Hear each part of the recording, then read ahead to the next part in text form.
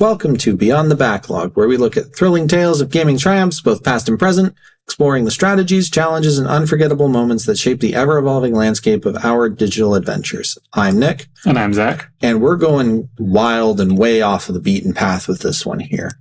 We're using games to talk about other things.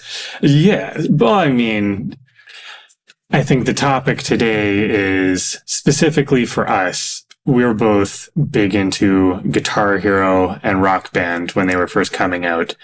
And those video games kind of helped shape the direction that we took with our music preferences moving forward into our teen years. Yeah, we were like pre-teen, early teens when they came out and really got big. And I've always credited those games with really shaping how I listen to it and what kinds of music I listen to.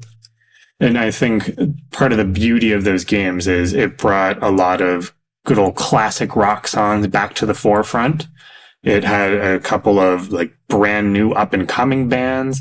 There was a variety of genres. If you're into like metal, punk, straightforward rock and roll, pop rock, maybe even a little indie or something. But like, who's into indie music? Yeah. I know, right? Country. Who's into country for a rock band game, I know. Though? So what was your first of the music rhythm games? My first one technically was Guitar Hero 2 at a friend's. So he had Guitar Hero 2, he had the 80s game when they didn't just like DLC things. They just had like, oh, here's a bunch of 80s songs, go wild. The first one that I actually owned was Guitar Hero 3 Legends of Rock. Yeah, I got that for Christmas the year that it came out. And I remember my mom being all like, oh, I'm sorry. I know you really wanted that one, but I went to the store and they just didn't have any available and they weren't sure when it was going to be. And me being the naive little 12-year-old that I was, I believed it. That's okay. It's like, yeah, it's fine. I know it's like literally the only thing I asked for Christmas, but it's okay. And then I literally see a perfectly Guitar Hero 3 shaped box under the tree that Christmas. And I was like, you little. And I opened it up and I was playing it literally straight through until like the next school day, like 2 weeks later. Yeah. And I fell in love with it, and I fell in love with a lot of the music in it. And it was my first experience with quite a few bands that I still listen to, like, frequently to this day. Yeah, I kind of started because my parents listened to a lot of classic rock and a lot of hair metal. Mm-hmm. That was their main things. A little bit of country just on my mom's side. So, like, Guitar Hero 3 and, like, the early part of Rock Band was more like, oh, I get to play all these songs that like I remember from my parents' place, right? Your Talk Dirty to Me, your Number of the Beast. But getting into the rest of it, it really started going into more, I have in the notes here, I went more indie head on it, right? I started to find some of the newer bands to get into, or the ones that like my parents wouldn't have touched with a 10-foot pole. Mm-hmm. Even something like Weezer. My Name is Jonas. I don't think I would have discovered without it because my parents were never into that kind of music. Mm-hmm. And like, I definitely had a huge variety of music prior to playing Guitar Hero 3. And I knew a lot of the bands. Yeah. But even songs that, like say When We Were Young by The Killers, like that's one where I wouldn't have learned how to play it on guitar in my own time if I hadn't already been playing a Guitar Hero. Yeah, I played a lot of When You Were Young by The Killers because I hadn't heard the song at that time. I owned Hot Fuss, and this was from the album after that. Mm-hmm. So it's like, oh man, this song is great. Still is one of my favorite Killers songs. But was there any bands that you experienced for the first time in Guitar Hero? A couple. The two ones that I really wanted to highlight was Holiday in Cambodia by the Dead Kennedys.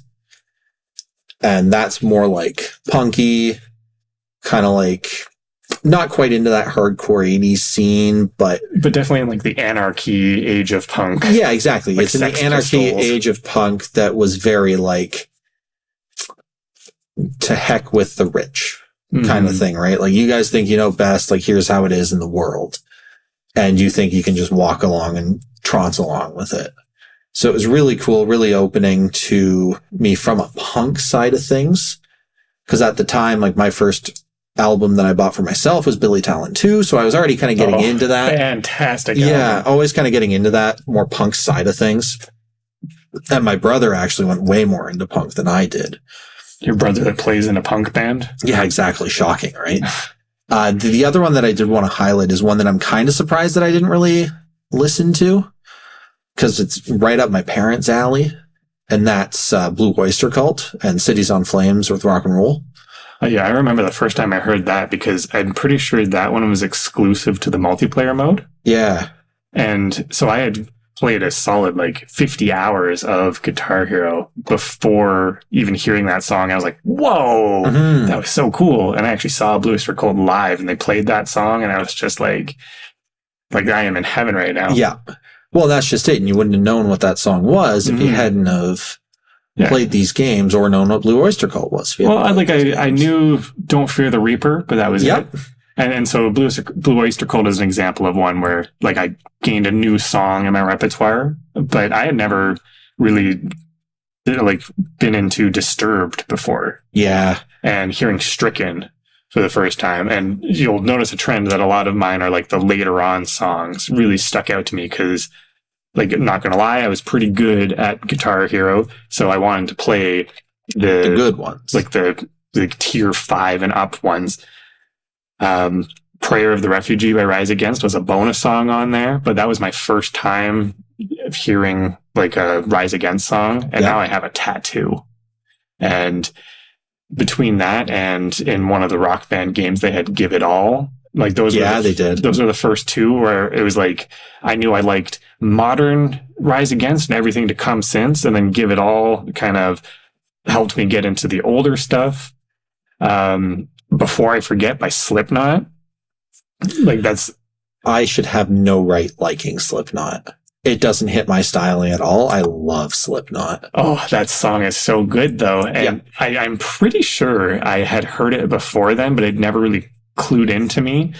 And after hearing that, I was like, oh, I gotta check this out. Hated it at first. I really didn't get into metal in that way until I was probably an adult.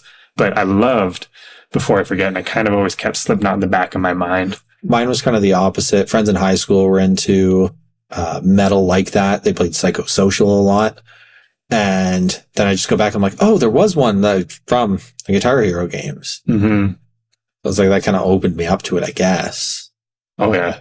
And the other two that I think of as kind of my first experience really knowing the name of the band and delving into their music, Knights of Sidonia by Muse. Yep. And that opened, I asked for that album for Christmas the next year, and now I've seen them live 3 times. Literally put on one of the most amazing shows I've ever seen. I'm so glad I got into it. And Threes and Sevens by Queens of the Stone Age. Really, I think I knew No One Knows by them prior to that, but that really showed me, again, the rest of their music. I own several of their albums now. Yep.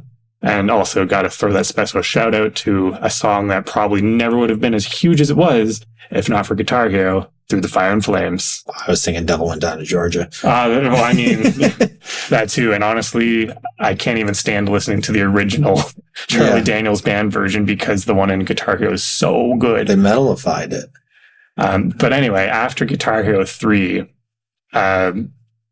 think it was later that year that year was Rock Band. Was when the very first Rock Band came out. And I didn't pick that up until I had $150 myself to go out and buy it. And I literally bought it at Loblaws of all places. And I remember going up with my $150 and putting them in a $20 bill at a time. Yeah. And getting my $3 and change back afterwards. And walking home with it, being so excited, popping that in. And I had never even thought of trying to play the drums before. At the time, I was still just learning how to play guitar even. And I could not sing for the life of me. Yeah.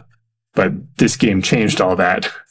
I still say I can't sing. I've been told otherwise, but... But honestly, out of any of the games that we're going to talk about today, this one probably had the least direct impact on me, because I think what the Rock Band series did a little differently than Guitar Hero is there was a focus on a lot of very modern bands with a few classics thrown in there, but like the classics were ones that everyone knew because they wanted you to be excited to play the drums to. I'd fight back a little on it just with a couple songs that I've got highlighted. And this was like, there was a few. Yeah. But it's, by and large, though, you were getting the ones that like everyone knew. So my examples of ones that I wanted to highlight were Here It Goes Again by OK Go. Yep. Just because that's a fantastic song and iconic video. And if you haven't checked out other videos by OK Go, you got to. Like they do, like their specialty is single shot music videos. And I wouldn't say like I'm a huge OK Go fan, but if I hadn't heard that song in Rock Band, I never would have looked it up. Yeah. Creep by Radiohead. Mm-hmm. Again, I'm not a huge Radiohead fan. Me neither. But Creep is one of my favorites to do karaoke. So I just kind of had to give that one a shout out. But in terms of ones I actually did end up buying an album for, 9 Inch Nails with The Hand That Feeds. Yep. I think that was my first time actually hearing it. And I was like, whoa, like this kind of industrial rock is pretty cool. Foreplay / Long Time by Boston. Yeah. And that's probably one of my favorite like 80s albums now is the debut album by Boston. See, and I don't like that song. I think it's 70s as well. Don't quote me on it. Might be. Late 70s. I think it's late 70s. But between that, like Peace of Mind and More Than a Feeling, like, oh, that is a very heavy front-loaded album there. But probably the number one song for me to come out of the first Rock Band was Welcome Home by Coheed and Cambria. Oh, yeah, that makes sense. And that one I love playing on guitar to this day. I own every single Coheed album and I've seen them live. And that one I chalk up solely to the first Rock Band. Oh yeah, I could see that. I have a couple ones for this. 5 highlights. One of them was When You Were Young by the Killers. It was out for both, humorously enough. I remember when I found out it was on Rock Band, I was like, these are like the same game. What's the point? Yeah, that was the only song. Why I fight back a little bit too is one of the ones I always bring up is Greengrass and High Tides by the Outlaws. So that's like your 70s bluegrass that like, maybe if you were big into bluegrass, you knew them. I didn't. I absolutely love that song, but the reason I didn't bring it up is because it never made me like search out the rest of their music. I bought a couple other albums rather recently, just like as a quick little, how do you do? One that I always forget that I was really into when I was little was, Red Hot Chili Peppers, and Danny California was like their start into like the new age. See, my mom's favorite bands are Red Hot Chili Peppers and Smashing Pumpkins. So like Today by Smashing Pumpkins and Danny California by the Red Hot Chili Peppers, Give It Away by you just know them all. I already knew them prior to Rock Band. Yeah. My 2, I think, more heavy hitters though, Don't Look Back in Anger by Oasis. Makes sense. I like Oasis, but like some of those songs are just like 10 out of 10, 11 out of 10. Because they really hit but what if the Beatles were 90s? Something tells me you're like a Champagne Supernova mega fan. I'm more, I unironically love Wonderwall. Champagne Supernova, I think, is my least favorite of like their big ones. Wow. My favorite one is this one. I totally misread.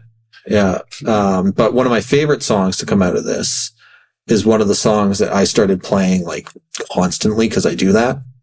Maps by the Yeah-Yeahs. Oh, that intro drum part. Yeah, though? Exactly. Like that alone sold me on having drums in a Guitar Hero style game. And I think they're just a 3-piece too. So like it's all done through it. It's very like, it hits me in that indie sad times vibes. So I credit it as one of the first songs to make me really appreciate more indie. Because by this time, 2007, I was still very much in the like Kiss, Def Leppard, getting into Billy Talent, Rise Against. There wasn't really many things and much time spent for like a Yeah-Yeahs. Or when we get to some of the other ones, even something like The Killers was still kind of in that same realm. But like The Killers were still something you'd hear on like the local rock radio station. I had never heard Maps before. No. And I remember really liking that song, but again, it wasn't one that made me want to go out and pursue more of their music. I think I own all of their, maybe not all of their albums. I own their first 3. Fair enough. But it definitely made me realize that, man, if I was like 5 years older, I would have been insufferable with my music. I 100% would have been into like your Strokes right when they came out, and your getting into something a little bit later on, like Arcade Fire and like all that kind of indie stuff, like Sub Pop Records and all that. Hey, it's not too late. You're pretty insufferable now. Right? So after Rock Band 1, I think Rock Band 2 is probably the most monumental game for me in just the like music rhythm genre. Yeah. And if there is any single game that I wanted to talk about that is like my reason for having brought this topic up, is because I wanted to talk about Rock Band 2. And almost every single band that I love now, like obviously there's plenty I've found on my own, but every single band that was in Rock Band 2, I probably know a good deal of. For example, like I've already brought up Disturbed with Stricken and Guitar Hero. Yep. Well, Down with the Sickness blew my mind hole. Get up, so come hard. on, get down. Yeah, so hard that I now own every single Disturbed album. I've seen them live several times. Would never look back. Give It All by Rise Against was in this one. And as I said, like that literally, again, blew my mind hole wide open. One of my favorite songs to play on drums. Whew, man, literally just like getting goosebumps thinking about it. Beyond that, That's What You Get by Paramore. Again, another band that I now know every piece of music from. I shout them out in a later Rock Band, but Paramore. Oh, because Misery Business is in Rock Band 3. Yeah. And probably the number one is my first time hearing Avenged Sevenfold. See, this was, I think, my second. Because like I hadn't played Guitar Hero 2, which had Beast and the Harlot. Beast and the Harlot. So my first Avenged Sevenfold song was Almost Easy. And I just knew when I played that song, I was like, oh, I like this. And I would now consider Avenged Sevenfold to be my favorite band of all time. Ergo, why I was like, we need to do a video, the topic being video games that, specifically Rock Band style games that brought new music to your forefront, taught you new things. Like there's lots of other bands in Rock Band 2, like Megadeth I wasn't really a fan of before, Judas Priest I hadn't really heard before, AFI I hadn't really heard before, Mastodon, System of a Down, and I love all of those bands. And even like Battery by Metallica, like I had never heard that particular song, and it turned me on to this whole different era, because I was like an Enter Sandman and later kind of Metallica fan, but this really, not later because we're not going to talk about Load and Reload, but it put me onto this whole old like 80s style of like metal that I still love to this day. But Avenged Sevenfold just takes that cake, is always going to be my number one musical experience to come out of any video game. It's what made me really appreciate more of the melodic metal. Because with it, like I had heard Beast and the Harlot when we played Guitar Hero 2. I owned the old NHL 2006, and that had Beast and the Harlot, I believe, in it as well. So that was my first. I was going to say, if it was prior to this album, it was probably Beast and the Harlot or Backcountry. Yeah, actually, I think it was Backcountry. So I had Backcountry from that, and that's also where I heard Red Flag for the first time. Oh, amazing song. Right, as an aside, Billy Talent never in a rock band. Why not? Who knows? But I did probably more total playtime in Rock Band 2, because that was when we got into it, like, you know, after school, during the summers, I'd just go over to a friend's place and we'd just play. Oh, yeah. Like, I would be playing like 3-4 hours a day. Yeah. For probably 2 years straight. Yeah, I would maybe on like a Saturday afternoon, I would go over to his place. We would play. I would go home to eat, and then we go right back out for a night shift. Like this might be one of the games I have the single highest number of hours ever played in. Yeah. And then despite that, I didn't have like, it didn't get me into bands in the same way that the first one did. There's a couple like highlight songs, Lazy Eye by Silver Sun Pickups. I love that song, but I never got into, right? I never got into Silver Sun Pickups though. Even something like Rambling Man, I really appreciate Allman Brothers Band. I would get into like Jessica from some of the earlier stuff, but it didn't make me go, I gotta go to all of it. And what I think was huge about the first 3 games we're talking about here is almost every single song on any of those track lists, if you were to play them for somebody in like their 20s, 30s, they probably know like almost every single one of them. Like Ramblin' Man plays at my work. Yeah. And every time it comes on, I'm singing along and I'm like, this is so silly. The only reason I know this is from Rock Band 2. Oh, exactly. One that got me into an album, but not like the artist, was You Ought to Know by Alanis Morissette. That got me into Jagged Little Pill, which I was going to say that's just an awesome album. Yeah. But playing it's kind of cool. Alex Chilton by The Replacements, that gets you into a little bit more like a post-rock scene, which was kind of newfound ground for me. Yeah, that's where you're losing me. That song doesn't really do it for me. Yeah, my big ones, other than Almost Easy, which just fun time. It's just a good song. And if Give It All by Rise Against wasn't my number one drum song, Almost Easy is. Yeah. Whew. My one going kind of weird and wacky with it is Rock Band 2 is what really got me into Bob Dylan. Except Tangled Up in Blue is probably, it's weird because like it's one of my least favorite songs on the set list. Yeah. But for some reason, I just kept coming back to it out of sheer curiosity. I think so. I used to do the battles with my friend. He was always a better solo player than I was. I was always a better rhythm player. So one, if I felt like I was losing too much, I would just toss on Tangled Up in Blue because it's just constantly strumming. The strum pattern I would get. I would just struggle with doing all the musical notes on my left hand. Oh my gosh, trying to sing that song, though, is just an exercise in patience. Like, how many verses are there in that song? It's like 5.5 minutes or something of like actual verses into it. Yeah. And every single one slightly fluctuates the melody. Oh my gosh. It's great. Drove me crazy. It's great. One of my favorite Bob Dylan songs. Yeah. But then that got me more into Bob Dylan because my mom hates Bob Dylan. I can see why. Yeah, it's a voice thing. She doesn't like Neil Young either. She doesn't like anything like that.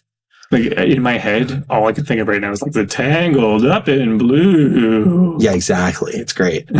But with that, that's what got me into buying some Dylan records. And even though it was just like a Dylan greatest hits to start, must have been really annoying when I'd just be upstairs playing that CD over and over and over and over. Which, yeah, with the amount of time that I played it, I'm surprised none of the big ones came out that like really shaped my music. But then you have Rock Band 3, and that's where some of that really comes in. Because we were so excited, my friend and I, when it first came out. When the set list dropped, we went on YouTube and we looked up every single song, and we played them all.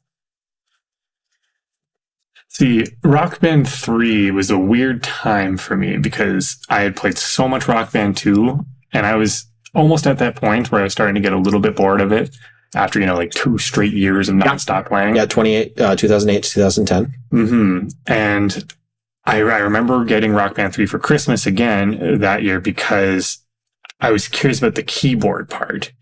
But the thing I find about the set list in Rock Band 3 is there was not a lot of new music for me. What made it a really good set list was the number of just like certified bangers. Yeah. So it was a lot of fun to play, but there were already a lot of songs like Bohemian Rhapsody, great that it's in a Rock Band game, but it's not going to convince me to pick it up and play it again. And I think that's where I didn't get a lot of new material out of Rock Band 3 compared to Rock Band 2. And you can kind of see my peak was Rock Band 2, and kind of the things around it, it gets exponentially less like long-lasting material for me. Yeah. But I did enjoy having Beast and the Harlot by Avenged Sevenfold there. That kind of helped me, again, kind of go into that older era of Avenged Sevenfold. There were a few songs that led to me buying albums, and that's about all I can say. And so that was Dead End Friends by them Crooked Vultures. Yep. Because when I found out that it was supergroup, it was a supergroup that had like Queens of the Stone Age members in it. Honestly, it's not really one of my favorite albums, but I love that song. Humanoid by Tokyo Hotel. Just that was probably like the song that I was like, whoa, like this is amazing. And I went out and bought an album before realizing that they actually have an English and a non-English version of it. And they do that for a lot of their songs. Like Tokyo Hotel is it's a weird band. Yeah. But I really like that particular song. Again, haven't really listened to the rest of the album too much, even though I've owned it for like 10 years. And then Du Hast by Rammstein. Yep. That's probably the band that I came away taking the most from, like, out of. Like, I now own a few Rammstein records. I wouldn't say they're like on my list of bands I need to see before I die, but I do like a lot of it. But I am very lyric focused in my music, so not being able to understand the lyrics. How much German do you know? Yeah, it can be a little bit of a deal breaker, but especially lately, they've put out quite a few excellent songs that I do listen to, like at the gym. Yeah. And the last one I was going to mention is The Beautiful People by Marilyn Manson. And that is one that I do like Marilyn Manson, and I have seen him live a few times, own a few albums. But it's, when I say I like Marilyn Manson, it's like I like 2 or 3 songs per album, and that's about it. But yeah, it's like even things like Cold as Ice by Foreigner, 25 or 6 to 4 by Chicago. Like, that's a great song. But awesome songs. Very different from any Chicago that I had heard up to that point. Mm-hmm. But it's like, they didn't convince me to go out and pursue new music. It was more like new songs by bands I already knew. Yeah.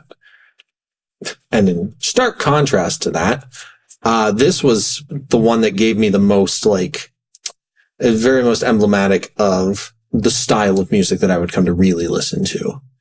Some of the quick ones before I get into some of the main 3. Break On Through to the Other Side by The Doors. Awesome song. Great song. Got me into The Doors. I found out way later on that The Doors was my dad's favorite band growing up. He has never played it in the household. And I asked him that because he casually mentioned it. He's like, yeah, you know, like Doors growing up was one of my favorite bands. I was like, well, you never listen to it anymore. He played it so much that he got tired of it. Which I guess makes sense. You have a certain amount of albums, then you just stop making music. There's nothing really keeping you on with it. We've spoken about the band before, Misery Business by Paramore. I had already been into banger. Yeah, I'd already been into Paramore at this point. I was going to say, like, I bought that album back in 2007 when it came out, so exactly, there was nothing new for me to learn there. I'd already played it 1,000 times. Yeah, but a great song. Great song. I still bust a move every time it comes on. Yeah, especially with that, like, the strings to start, fantastic. But the big ones here. One of the songs that we had no idea when my friend and I were going through, never heard of it before, but both were like, oh man, this song is sweet. Lasso by Phoenix, which is like this indie rock, like something that now sounds really samey, but at the time it was like a big explosion moment. Yeah, like I couldn't even, like I played quite a few hours of this game. I couldn't even tell you how that song goes. I listened to this song and put it on this list, and I can't tell you how it goes. But I just, in the moment, that is the one that I remember, like, oh man, this song is great. This is going to be so cool to play. The Con by Tegan and Sarah. Great Canadian duo. Kind of like the pinnacle of that Canadian indie rock that I spent a lot of time listening to in high school. And that was one of the big introductions to that. And then they got like super big when they had that song that was in the Lego movie, but completely different style to what this is. This is more your classic, more like acoustic-y vibe of it. My favorite song, I think, to come out of any rock band Guitar Hero is Portions for Foxes by Rilo Kiley. I literally don't even know that song. Great song. I'm pretty sure I would always listen to the little preview snippet of it and be like, next. Yeah, great song. It wasn't even a particularly difficult song. Mm-hmm. It just hits me in the feels for some reason. Well, I'm happy for you. Yeah, it was great. Great one. Fantastic. Next one, really, I think kind of the last one, unless you want to go into some of the deeper Guitar Heroes, was just Rock Band 4. I was thinking we should maybe cut it off here because we could talk about the revival of Guitar Hero Rock Band as a how did you feel about Guitar Hero Live and Rock Band 4 at another time. My note on Rock Band 4 real quick, I don't know what the set list is because you have too many songs. For me personally, yeah. Zack himself has like 1,000 songs on the thing. Like 700. Yeah. And I don't know what the set list was. Fair enough. So, yeah, I think this is a good kind of wrap up point because all 4 of these games that we talked about, I owned on Wii myself. So I didn't have the ability to go and buy more songs to add to it. If I wanted DLC, I had to buy the track packs. Yeah, we would have the track packs. I had 1 and 3 on Wii, and I had picked 3 being Guitar Hero 3. Rock Band 3, I had Xbox. Mm-hmm. And it was the same kind of thing. We would maybe get some DLC packs, but others it's just the straight songs. And that's where I think the big difference was Rock Band 4 came out when we were adults. Yep. And I was an adult with money. And I spent a solid several $1,000s on Rock Band because I could. So I think that is going to be a story for another time, especially because, again, it's not really a game that gave me a lot of brand new songs, but there was a lot of music at that time. When I saw the set list, I was like, holy crap, they're doing the Pretty Reckless. They're doing Hailstorm. They're doing Heaven's Basement. And I was like, there's no way that these songs are popular enough to be on Rock Band, but here they are. And yeah, as I said, we'll get more into it another time. Yeah, I will say it's something that we still break out. If we had the proper space for it, we'd probably still play it rather regularly. Oh yeah, if playing the drums didn't annoy the crap out of anyone in the immediate area, yeah. But we'll get to that next time. Any closing thoughts? You think it did you good with music? Yeah, I definitely was always destined to be a hard rocker, get into metal and stuff. I wouldn't have discovered some of my favorite melodic death metal bands through any other means because they're not in Rock Band. Mm-hmm. But something like In Flames being in Guitar Hero 3 had a starting point by which I was able to explore a whole genre that was new to me.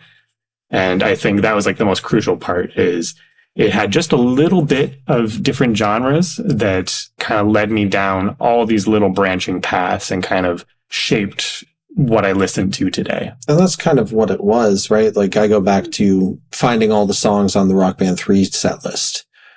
I continued to do that for a couple of years, just with general year-end lists and old Pitchfork list, just to try to find new bands, because that was so cool and interesting, just finding a bunch of songs that pop up and going, what do I like? What do I not? Mm-hmm. That was kind of the ultimate thing with it, is it gave you the want to find new music. Exactly. And as somebody who plays guitar myself, it also kind of gave me songs that I was used to strumming along to. And so the natural next step was wanting to play those songs on an actual guitar. Mm-hmm. So it was a good launching point for me learning how to play guitar in the first place, because those two coincided with each other. I was learning guitar the year I got Guitar Hero.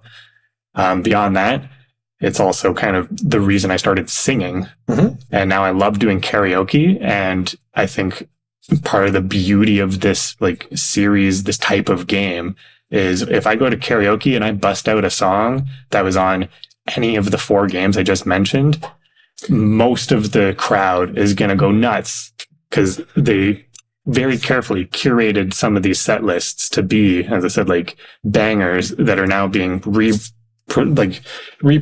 and like learned by this next generation. So now somebody who's 50 and somebody who's 30 can enjoy the same songs and like in a karaoke setting. Hey, good music comes through. Mm-hmm. And for that, I'm always going to remember just like that experience of being a teenager and like playing these games. Yeah. They're games that I always find it hard to put on a favorite games list. Just because like they don't have that story. They don't have any of the things that you would expect from a gaming experience. Mm-hmm. In terms of influence though, and like nostalgia, that's probably top 5, just any of those games. Yeah, I'm pretty sure on my official favorite games list, I do have Rock Band 4. Although objectively, I would say 2 is my favorite base set list. But like the number of songs I have on 4 makes it like it's impossible to argue. 4 is just great. It's such a good game. Yeah. But that's it. That's all. I'm sure at some point in the next couple thousand years, we'll have a sequel to it. Right after our deep dive into Rare. Yeah, exactly. But if you guys have any songs that you had, any memories that you want to share, feel free to do so. And we'll see you next week. Thanks for listening.